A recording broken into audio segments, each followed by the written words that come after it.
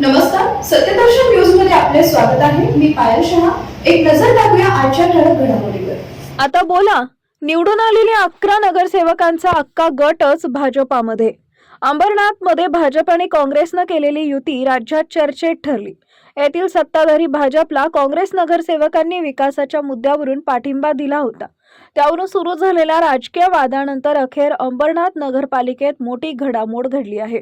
काँग्रेस प्रदेश अध्यक्ष हर्षवर्धन सपकाळ यांनी अंबरनाथमधील भाजप काँग्रेस युतीवरून थेट कारवाई केली आहे.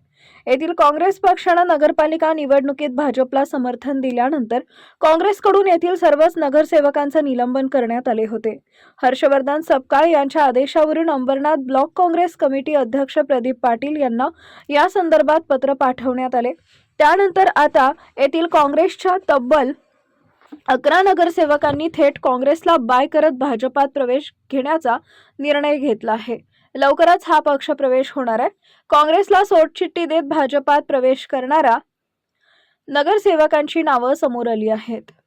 प्रदीप नाना पाटील, दर्शना उमेश पाटील, अर्चना चरण पाटील, हर्षदा पंकज पाटील, तेजस्विनी मिलिंद पाटील, विपुल प्रदीप पाटील, मनीष म्हात्रे, धनलक्ष्मी जयशंकर, संजीवनी राहुल देवडे, दिनेश गायकवाड, किरण बद्रीनाथ राठोड, कबीर नरेश गायकवाड.